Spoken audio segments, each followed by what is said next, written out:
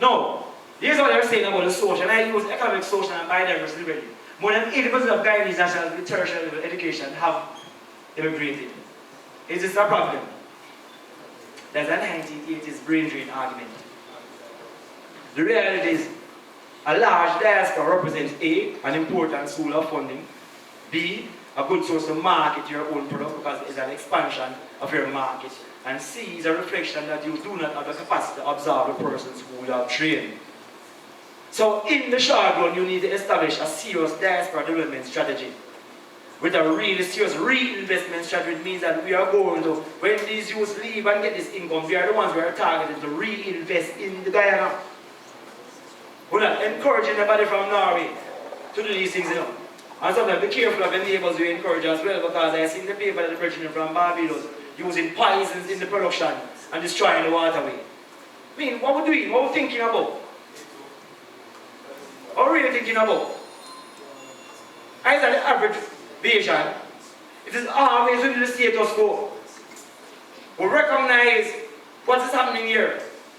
We must have serious scrutiny in terms of who we encourage to be a part of the development dynamic. And your first source must be your own people. And let me tell you, I made this very clear as well. Do not like people who enslave your people. Because remember, you know, all those European peoples get them well from enslavement, which is the worst crime ever on humanity. Do not let those persons tell you about who from your country is good or bad, because none of us have ever enslaved anybody. Never. Here's the tell you. So you find your people wherever they are. I say, come and invest in the country. Rather than invest, ask a stranger to come and invest. And we have seen what has been the result of that investment. High growth rate but no growth in your country. High sectoral growth rate but no growth in the country. Yes? So now, look at the landscape. When I saw these figures, the truth is I'm not involved in geography. I just know that means there's a whole heap of land in Guyana. That's what I know. Jamaica is 144 square miles. And I've never been to every place in Jamaica. So when I see something in the 20 and 200,000, you know, how do I compute that? I cannot imagine that kind of amount of land. And I've been to Guyana, so I get an idea of what the landscape is like. But how do you compute that? There's no, it is impossible. Look, any kind of shot is regarding land in Guyana. No matter how much water they put on the land. 800,000 people. Yes, there's the landscape, there's the water as well. Of course, there's the climate. Look at urban land use. And here I find that the figure we talk about urban land use speaks to more in terms of traditional agriculture. Where they have other, which is 19.2, speaks to other areas of the mining, etc. So I find that most of the land is caused in those areas. 1.9%. And that is 28%, you know. Look at this figure right here. Earlier it showed that it's 20%. That one? You see it on the next slide. On the other side. Agriculture represents 28% of your GDP, and it's only 1.9%. In terms of agriculture, in terms of urban land use. 1.9%. How far is one from 2 or 3? Not if you get 3%. Do you know what it says about your GDP and the implication for importation of food? Services they have as the one that gives the most contribution, but I realize that the services are about people just buying and selling. It's not no real service. You buy and sell, so you buy from foreign and sell back in your country, you know what, the money go back outside. No one has not seen any real growth. So the wealth is in the land, but we seem not to be embracing the land. And look at your rainforest. So I'm saying, this is the framework. We need to look and think about it in these 3 laws. The economic implication, the social implication, and the biodiversity implication. And I use the word biodiversity because I'm talking about species.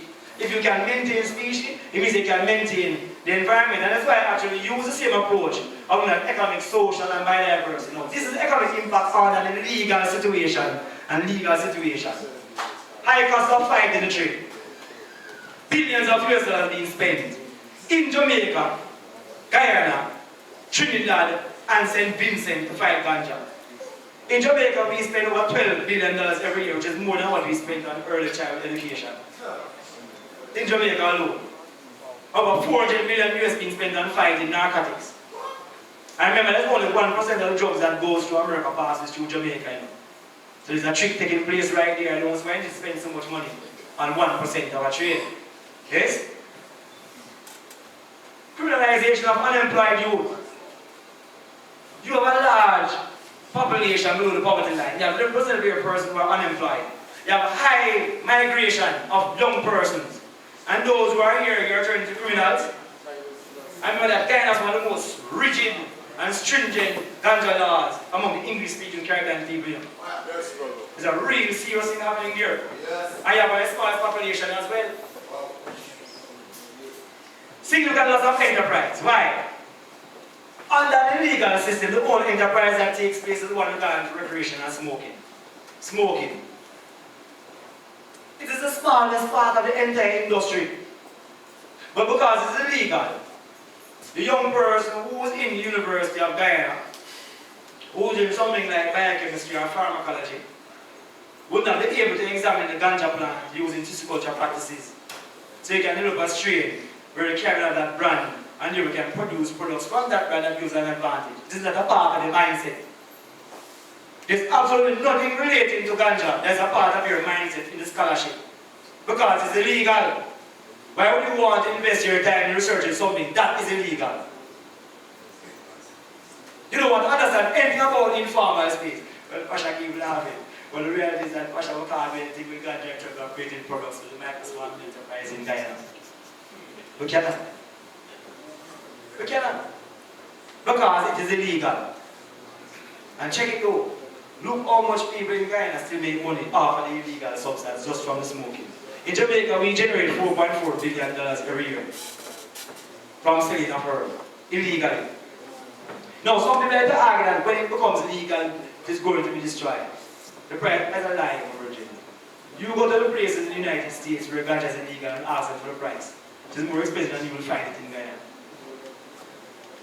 You know, so the lines of people are lining up to pay for marijuana, the place where you just make it legal. Your discussions about money laundering because of the rapid inflow of money. They don't know where this money is coming from. You might hear that before. Countries worried about where the money comes from coming in so fast. It's the first time I hear that. You have worried because too much money is coming into the bank too quickly. Because you have enough space. And we are all here worried about our national debt. Well, they who make it illegal worried about too much money getting into their banks. And we're not the only person who hears because there are certain decision makers listen to these views as well. You would like to see so many people line up outside of your bank trying to bank money?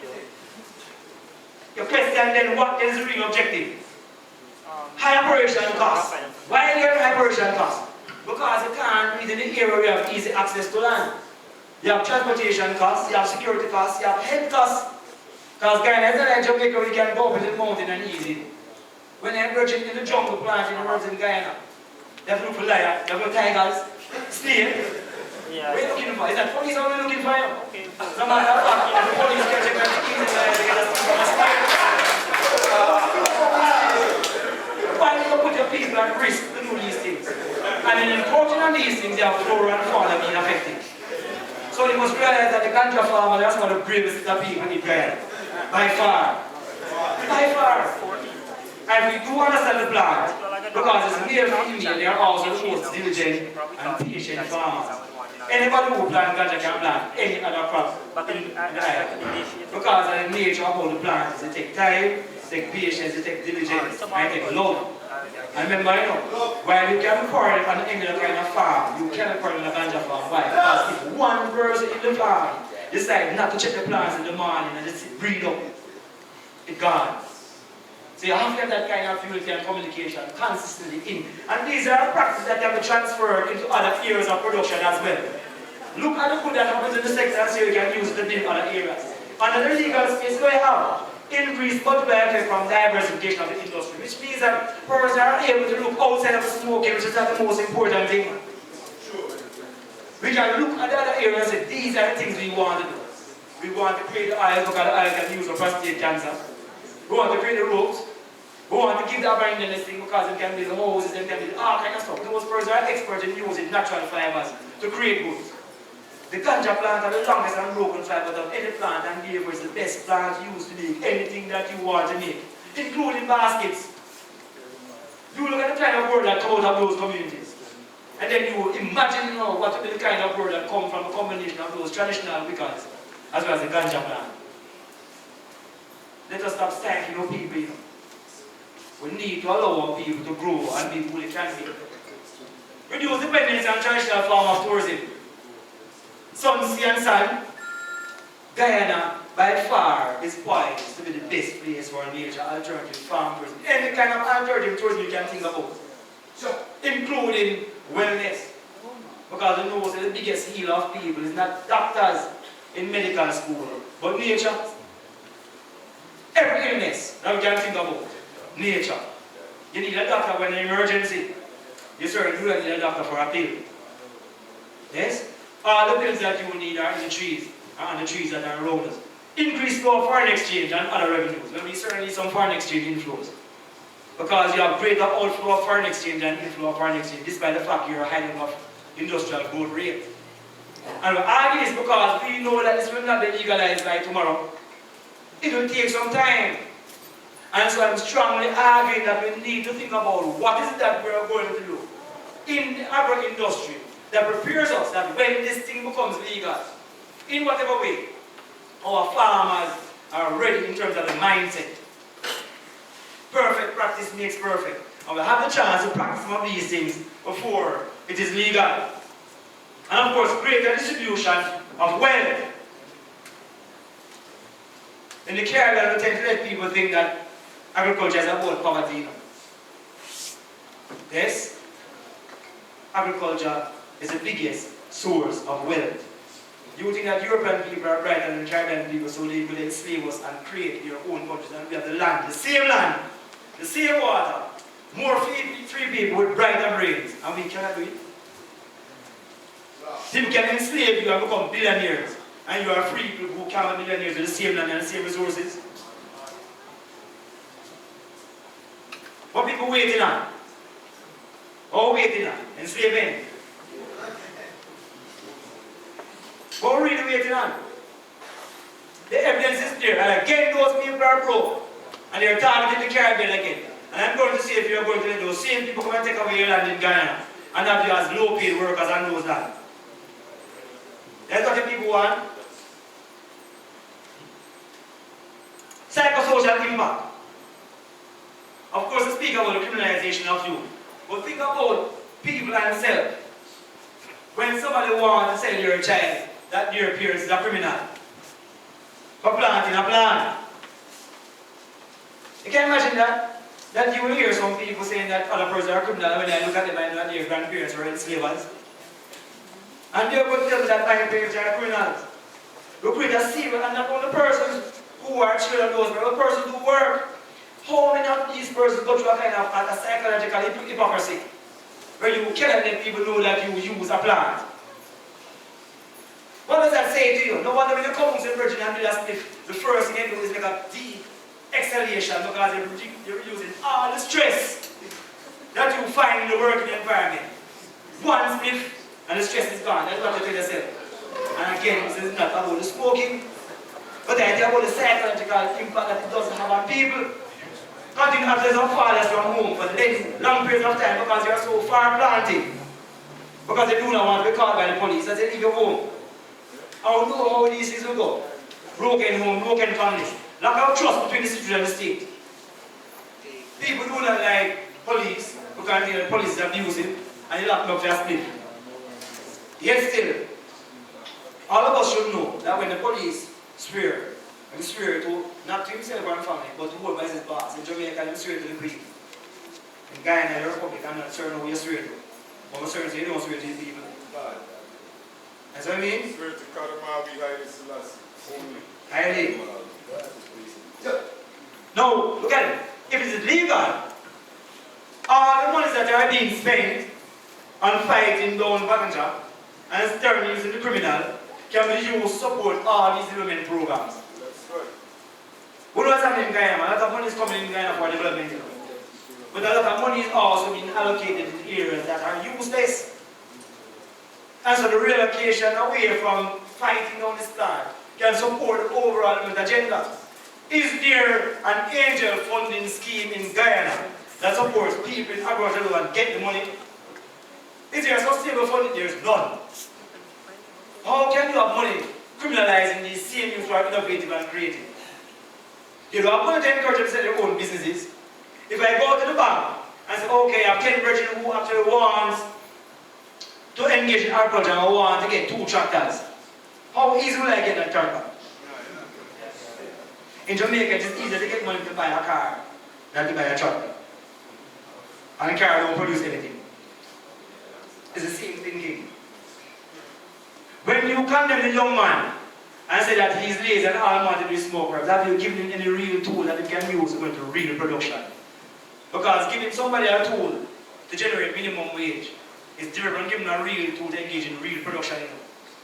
And none of us are socialized to want to leave any institution to be employed in a minimum wage job. So you have to ask yourself these questions if you are doing things that really make sense and compute with this generation Y and Z. Of course, the biodiversity impact, always lots of flora and fauna when going to places that are not usually traversed by humans. Habitat destruction. I learned just there at the radio program. What's the name of the project? Malcolm. 800 different species of birds in GT. Yes. And when the scientists went up the cultural falls and deep up in the water, they found so many species of fishes that they do not know about. They have not known about these things for years. Now, how many of these things have we destroyed? How many of these things have we destroyed? Again, because the things are illegal. And again, we need to apply these things to every area of the sector, you know. Whenever we're doing any kind of outdoor practice, it must be responsible practices. And that's why we're upset about this thing with the Bayesian company, you know. Because the argument is that the chemicals are getting into the waterway. It's a serious thing, you know. Guyana, one of the biggest water things. The first time I see a water station in my life is when I came to Guyana about 6 years ago. The first time, an art special when they write a case who actually wrote a case which says it's not all that is gold, and the case is about what you call black water in Guyana, and I call it golden water. Because when you put it in a glass bag and the water is not black, it is golden. So that gold alone you have in your mind, you know. The real gold is what we're poisoning in. Water of almost the same price, bottled water of almost the same price as gas, you know. I'm sure that in Jamaica and many other countries. We need to think about these things in a more real way. So we're arguing that because it's illegal and people want to grow this 8 weeks, 10 weeks, they're using all kind of fertilizer and all kind of pesticide. When the Ganja plant itself is a natural insecticide as well as pesticide. As a nitrate fixing plant, it means they don't need no fertilizer to grow either. How you can grow herbs in sun? How you grow herbs in sun? And I have seen the herbs that grow in the sun. What kind of plant is this that can be grown on any kind of land? So if it's illegal, you have the preservation of habitats, restoration of the mined out lands, mined out areas, and can this remind me about this last night that is extremely important that we think about this in a very real way. When we're thinking about restoration of mined out lands, what do? Of course, rehabilitation of soils, as an nitrate fixing plant, support for organic agriculture, reduction in the amount of pesticides being used, support and monitor farming practices, and of course, support for nature and other forms of tourism. Now here's what Jack, in his book, The Emperor Wears No Clothes, argued, that if all fossil fuels and their derivatives, as well as the reforestation of trees for paper and agriculture are banned from use in all the same planet and reverse the greenhouse effect, then there's only one known renewable natural resource able to provide the overall majority of our paper, textile and food in all the world's transportation, home and industrial energy needs, reduce pollution, rebuild the soil and clean the atmosphere, all at the same time. Ganja. Now, we have that text which is called The Emperor Wears No Clothes. Now we have the electronic version so we can actually get that text to you as well so you can get the information. So here is food, water, and health security. We know about the plant.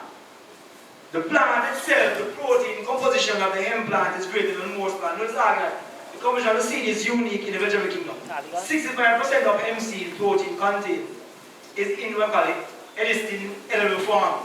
It can be absorbed, like a protein can be absorbed from normal different plants. Yes? Hemp seed oil is 30% of the seed. Lower in saturated fats and ended up cooking oil that you can think about. Remember now, the two fatty acids in your brain, which is linoleic and linoleic, are important for brain function. So remember there's omega-3 and omega-6 fatty acid. Is here now 1 to 3 ratio. The only seed on the face of the earth that has the exact mapping of 1 to 3 is the ganja seed. The next closest seed is what we call linseed or flax seed.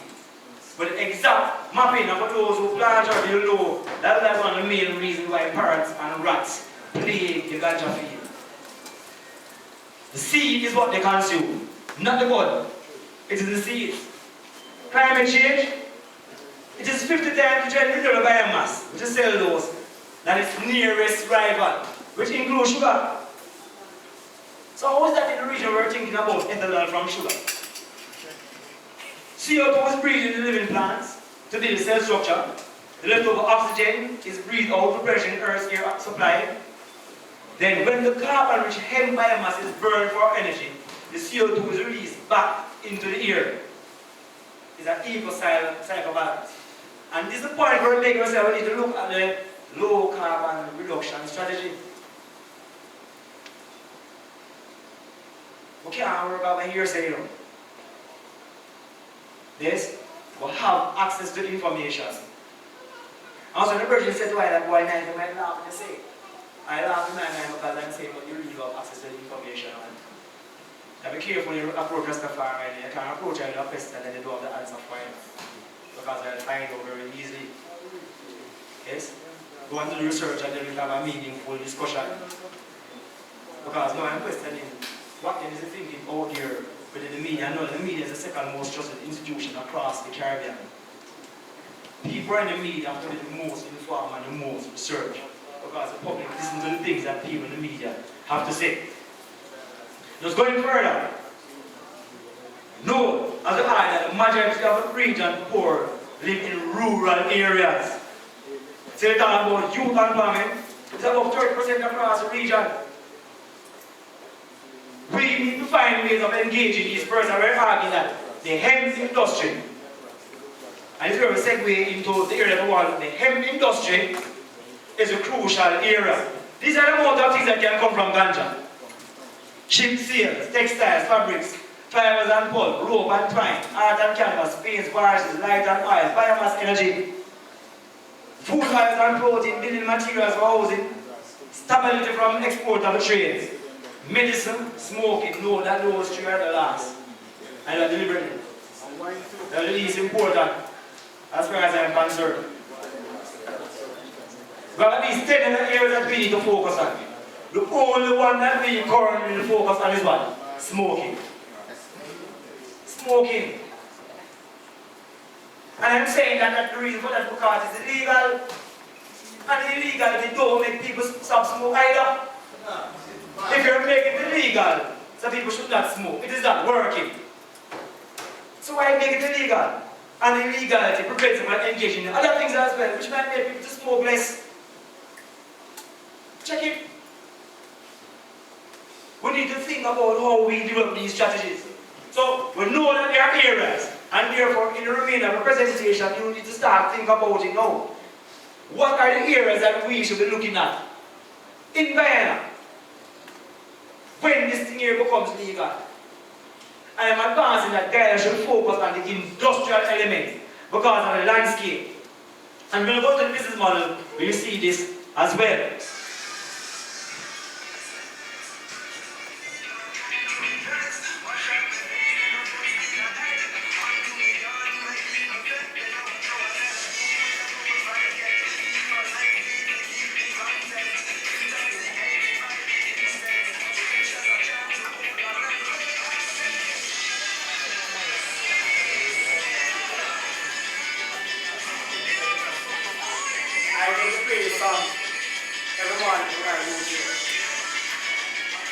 Because we need to get people to start recognize that The reality is the only constraint is themselves.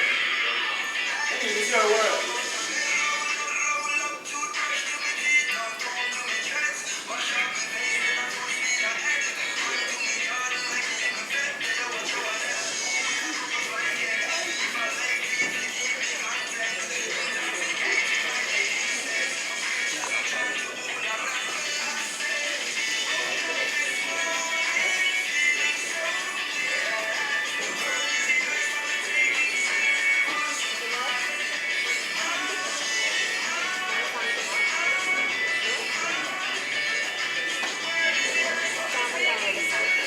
Yes, yeah.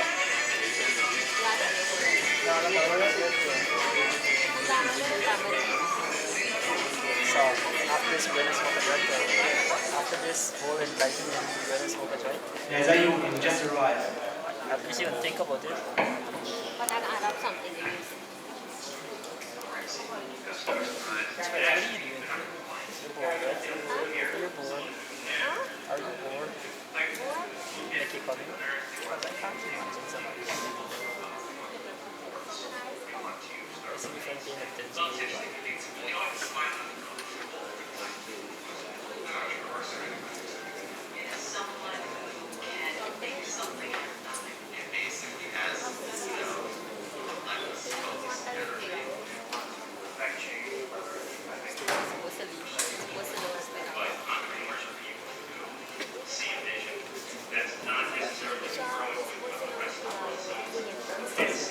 Yes, it is show you what is really an entrepreneur, yes? And why it's important, because I want people to realize that Caribbean people are extremely entrepreneurial and sometimes they misread the behavior of persons. This is what it defines as a person of creativity by bringing together unique resources in order to exploit some kind of opportunity. It is not necessarily about business, it's about thinking, it's about practice, it's about approach. It's about employing innovation and creativity. And it's applied to what is called a process. Yes? The process includes simple things. What is the idea? Does the opportunity exist? What then is that you're offering and call the concept? Have you identified the required resources? And most importantly, how do you access the resources? This is the process of entrepreneurship, you know. From idea to access to implementation and to harvesting. And so, you ask yourself, where the youth will get access to the resources to implement these ideas? That's what the concern is. Where will they get the resources? Because if they are unable to get resources in the formal space, they will access the resources in the informal space, sometimes the informal and illegal. So we need to question where these things are coming from, what the data has shown. Early research has shown, yes, that when you look at the character of gangs and enterprise in countries where there is an absence of meaningful incentives, people with the desire and talent to become entrepreneurs often turn to crime. This is Barman, the economist, arguing these things. Schumpeter argued the same thing from the 1930s, showing that the characteristics of the criminal and the person entrepreneur is the same. Here's what Van Dyne said. Both organized criminals and legitimate entrepreneurs operate in a very similar manner. Yes? Those who engage in illegal activities also have a strong desire for self-employment and determination that is often realized in what they call the drug trade. Look further, see further. So now we realize that the youth who is very innovative and creative might end up engaging in illegal activities because of difficulty in operating within the formal space. Does that mean that the youth is naturally a criminal? Can that innovation and creativity be redirected to generate significant amount of wealth? But we ask ourselves these questions, yes? And the brighter the youth, and the more likely they are to engage in these activities. A research was done in Jamaica which actually showed in the 1980s that while 4% of the people who are incarcerated have the IQ of a genius, in the Jamaican prison was 13%, 4 times the world average. 4 times the world average. But do you know that the data also shows, according to Global Entrepreneurship Monitor, that Jamaica is also ranked in the top 5% in the world in terms of entrepreneurial startup. So there's no surprise that they have very high crime rates and very high startup rates of entrepreneurial practices as well. Because it's the same factor. No, the country that is behind Jamaica in terms of these crime and things is Guyana. It's Guyana. Is that suggesting then that these same youths that we have becoming criminals are also the ones who are dying of a genius? And if we are following the same lead that is being done in Jamaica, we return the people who are genius into criminals. Let me tell you something, Virgin, because we also teach in the prison. Criminals are not as the criminals in prison. When you think about these things, because we know who the real criminals are. Because if you keep taking the criminals off the road, how come the thing getting worse and worse and worse? Is that the problem? You're taking all the criminals off the road. And every day it gets worse. The more you take off, the worse it becomes. No, if we can be a little bit fascist and arguing, probably the criminals are the ones who hold in certain things together. But the reality is, how come you are taking out the bad account to you, but things still getting worse? A solution is not a solution to that kind of impact that the law is supposed to have. But getting people in prison is also a business. It's a really big business. Just as our security services are one of the fastest growing businesses in many developing countries. And it is driven by perception of and not the reality of. Because in many countries the perception of crime is far outweighs the reality of crime. Get what is called the lap-up study, Latin American Popular Survey. I also have those that I can give it as well. And the victimization surveys, and you'll see that the perception far outweighs the reality. But many persons are making money off security guard companies, and more importantly, selling dog food. In many countries, dog food has now overtaken the shelves in many supermarkets. 2 items has been allocated to dog food. Check it. Now, what's the way forward? Just to remind you, the mainland countries that are Belize, Suriname, Guyana, is industrial heavy. It's industrial heavy. You have the land mass, you have the water, you have what is needed, you have the sun as well. It requires a large acreage. The smaller islands, because the Ganja plant, like high altitude and a lot of sun. Places like Jamaica is well suited, Jamaica in particular. And just a point of information, Jamaica produces the best ganja in the region for one particular location. Jamaica is in the center of the Caribbean, and it's 14 degrees away from the equator. Highlands, they have long sun hours, the most sunlight within the region, and Ireland as a country, but the most sunlight was on the highest mountain ranges. So naturally produced, but also high heavy metals. Heavy metals are important for plant growth as well. So naturally we have an advantage in the female component. Yes? But we do have an acreage in relation to somewhere like Guyana. So we're saying that we need to use a regional approach and say, okay, let the mainland do this part, we will do the other components and use a scaling approach. But it is here we need deeper things as well, because we need researchers in the university to come up with the kind of plants. I am arguing that for the islands, the 6-month seed that was generated by Jamaica, cannabis sativa, the Cali or the Sensi are the ones we should focus on. Why? The documentary had shown that the thing is stimulated by sunlight. The longer the sunlight, the exposure to sunlight is increasing all the cannabinoids that are in the plant. It might take a longer time to grow, but it is more potent. More important, there are concerns about the increase in THC in the indica plant. Because the increase in THC and not the CBDs, and the CBDs is the one that creates the balance within the person. Because remember, every person is made of different needle. And therefore, when one uses a plant, they have a different kind of effect. Unless there's a balancing compound in it. CBDs will have been the balancing compound. I am arguing that a Jamaican strain, that 6-month strain, which is very difficult to find in Jamaica, will have greater amounts of THC and CBDs. And therefore, we need to reverse that process. We need to get enough indica plants out of the region. Very serious about it. We need to go back to the original plants. When in St. Vincent, they said that they got that strain that came from Jamaica through Trinidad into St. Vincent. We need to be serious about this thing. I'm going to tell you something, because I use a holy herb. Enough herb I use. Many years to see it. And I know how brain, how you heard back your brain. Do not play with your brain. That's what I mean? You must understand how the plant impacts physiologically. The plant burns at a higher degree than every other plant, which means that it uses more oxygen than every other plant in the burning. It stimulates your brain and your brain function, so therefore you start finding your brain start to burn as well, because your brain, like your muscles, is made of a fire. Which means that it uses oxygen as well and sugars. Do you feed yourself with the right kind of sugars? Do you hydrate yourself enough? Because where's the oxygen? It's H2O, is in the water. So when you smoke, you become dehydrated because your brain is using the liquid. Are you rehydrating yourself? Are you giving yourself the sugars? But I think when you finish smoking, you're going to eat rice. Rice don't release sugars fast enough. You need a simple sugars, you need fruits. Just by education, we can revolutionize the consumption patterns of our people. Fruits, the phytochemicals in tropical fruits are seen as the best. This is what's coming out in all the researches. That's why I use in baby foods. If you can care for your baby, you don't care for yourself. But it's natural though, yes? Because I like children think about sustainability. We have to think about these things. So getting information is crucial. We need to make our people become aware of.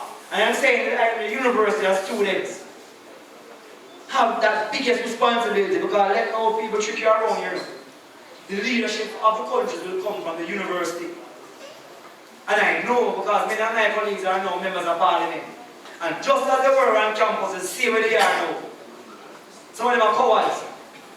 Some are still good youth, but many of them are cowards. And therefore, even when they know them, still waiting and knifing them to go out there to say them you can follow. Literally. Literally. I'm not the only person in the university who know these things. I'm not the only person in Jamaica who know these things. And I'm not the only person in Jamaica who smoke as well. I mean, I'm not those persons who smoke when I have a student on campus. I supply with her. So Chappie even tell you. I am the one that I will tell you as well. I am the one who supplied me of those persons in Europe. That's telling for the original plan. So and we use to study the plan. We don't just go and do things like this. So I'm saying, why when we get ourselves in certain position, we are not academically and intellectually honest. Cowardice. Too many cowards are in positions of governance. So we need to look at what is happening in the landscape across the region. Yes? So, what then is this business model we're talking about? What's the purpose of a business model? Well, simply speaking, get you out of the hustling mentality. We're not into a hustling. We're into wealth creation. But again, the illegality is what forces the hustling. In the model, it shifts from hustling. We're not into small. It's not subsistence either. We're into wealth creation. It's not about hand to mouth. That's what I mean? It's about generating substantial amount of wealth. But I'm saying to you, when you're planting, make sure you plant food. Because one thing we serve them is food and ganja marriage. Once you smoke, you need something. Don't let you come and ask you to give him money for your split. Ask him where you're going to get money from for the food. Because if you give him money for the split, it's going to be a problem to somebody who has food. Never be real exploration in Ghana. It's about high growth enterprises. But I'm saying we want a different model, what we call a social enterprise. Why a social enterprise? A social enterprise is one which is mission driven, where the aim is to improve the quality of lives of a person. But if that is your aim, how do you sustain the mission? It must be anchored in enterprise. And so a lot of people say it must have a significant amount of wealth. And it's a very clear reinvestment strategy where when the wealth is generated, it is reinvested into the organization. Does this make sense for a Guyana? Yes, it makes sense for a Guyana. Why would it make sense for a Guyana? Guyana is probably the only country in the region that successfully operates cooperatives. Even though there might be a problem with the cooperatives, we have a history of people working together to support large agro enterprises. You're miles ahead, you're like 20, 30, 40 years ahead of many Caribbean countries. You need to start to see all the positives that are there within your own country. So adopting this kind of model is not difficult for places like Guyana. And here's what you have. You're creating economic value through the businesses, but you're creating social value. Yes? Because about how do we improve the lives of people. A man don't go to the mountain to plant herbs because he just want to plant. It's an income source. I'm going to tell you something. If you're a socialized, irrational being, and you're a socialized, irrational being, Rastafari is irrational because it brings about socialization. But on average, people are socialized, irrational beings. And in the first year, even area of economics is arguing that resources will flow to the area of originates the greatest reward. That's how people invest.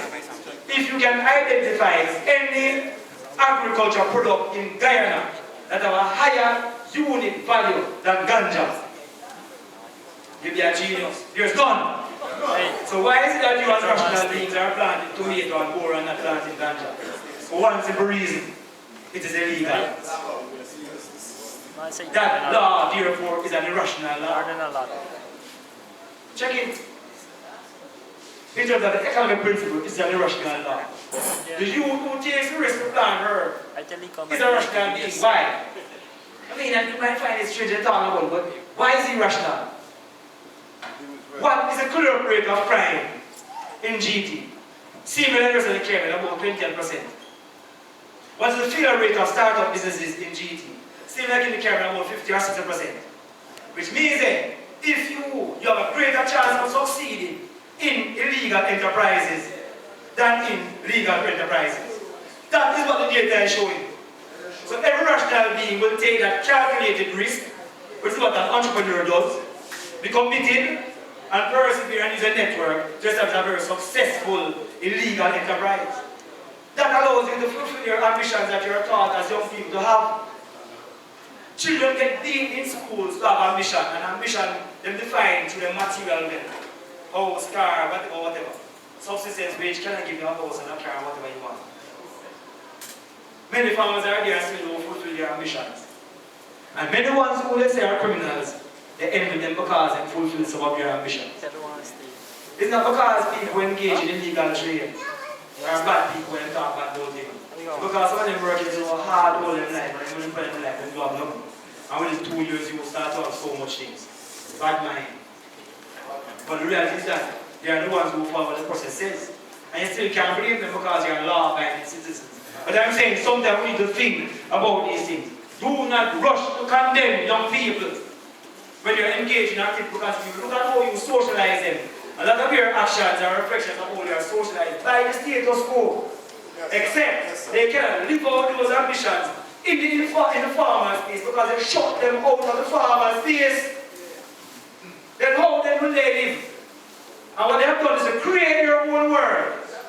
And I'm telling you now, that in countries where the farmer space has not grown for the past 50 years, like in Jamaica, and you have seen material advancement, it means that the farmer space is nothing but a parasite on the farmer economy. And many of those persons in the farmer economy are the ones who we call criminals and are quick to lock them up.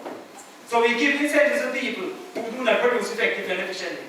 And we lock up the people who produce effectively and efficiently because they are engaged in illegal activities. Me, I feel that I am teaching entrepreneurship.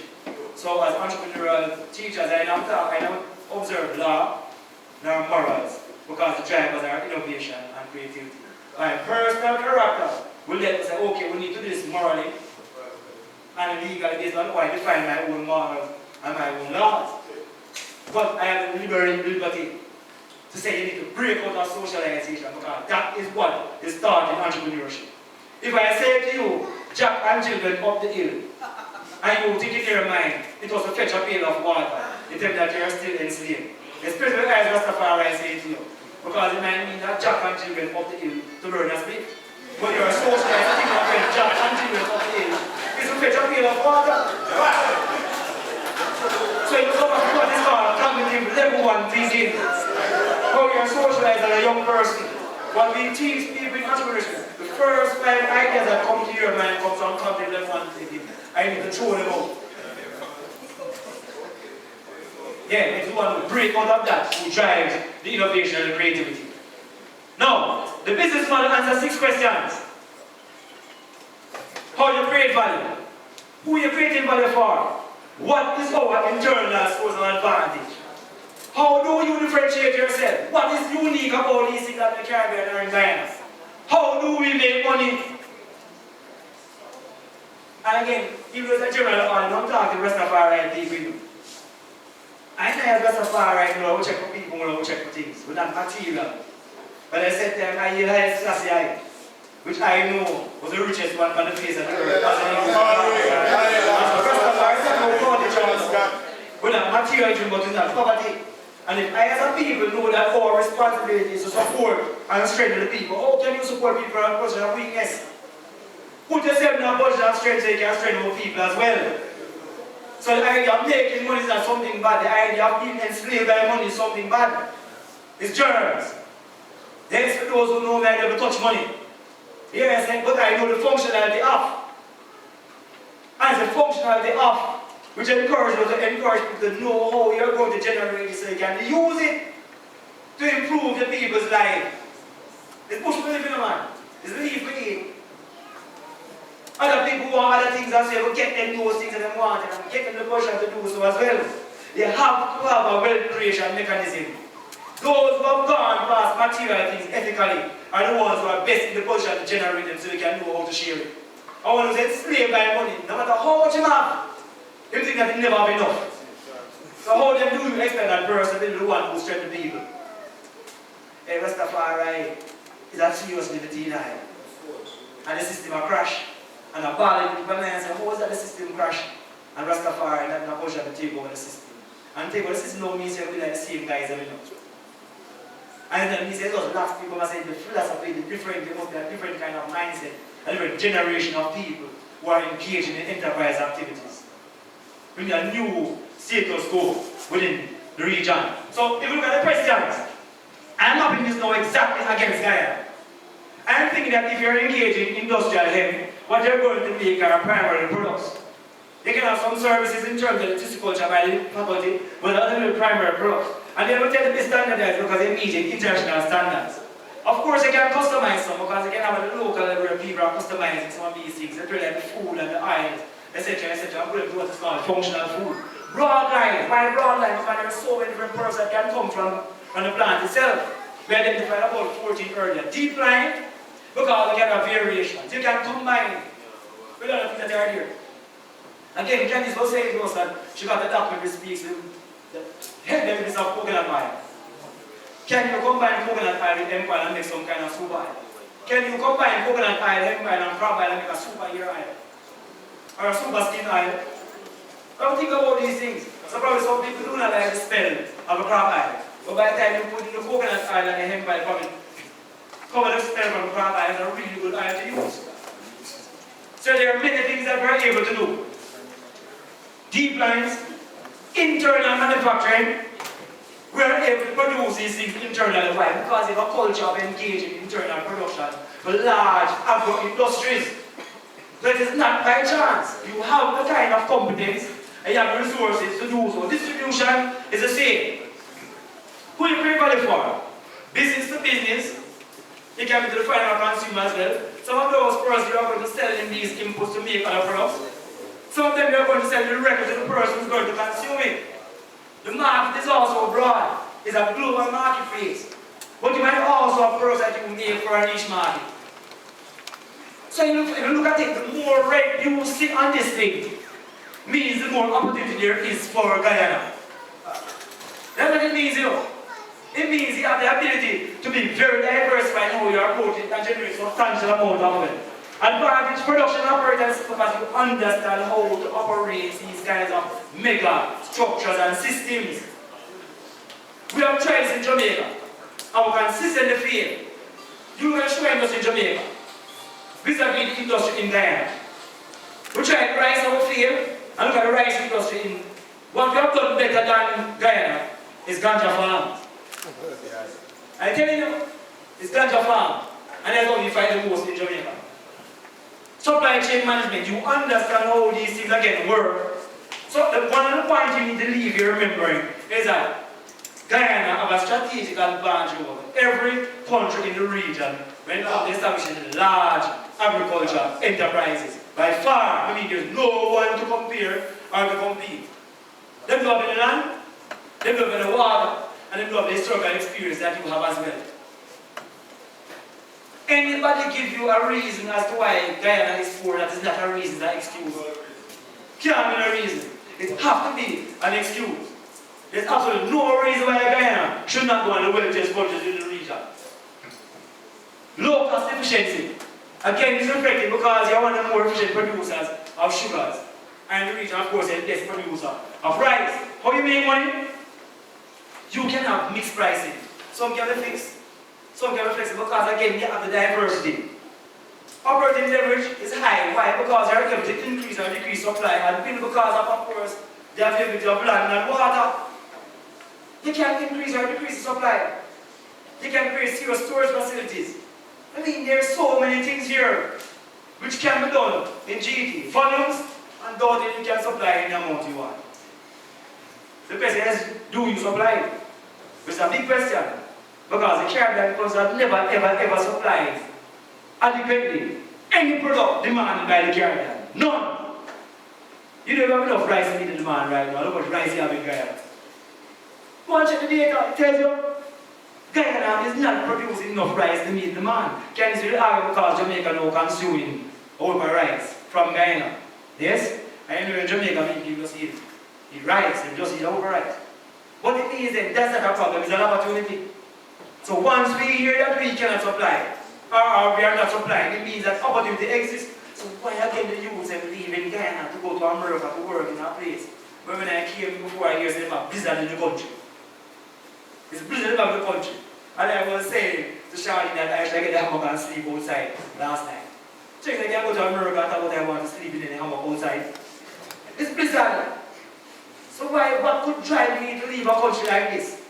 That have 10 years of growth, a whole heap of land, have access to resources in terms of the financing. What could drive me to leave? It must be lies. People do not know. They really don't know. They might think that they have an idea, but they really do not know what exists out there. Why do we continue to lie to our children, cause them to leave, and then claim that they are not patriotic either? Can you run up the country? And watch it, you know.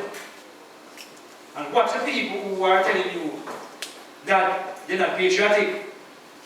Because an indicator of the patriotism is reflected in where they keep their money. So when the man tells you leaving the country and not patriotic, ask them, where's your major bank account? I'm certain that major bank account is not in Guyana. The youth who will leave and go overseas, if they make a host of his money into Guyana. So be careful of how they present these kinds of ideas. Times both sides of the mission speaks to where do you see yourself? I am saying to you from the onset, we're not intending poverty around here. It's about high growth enterprise.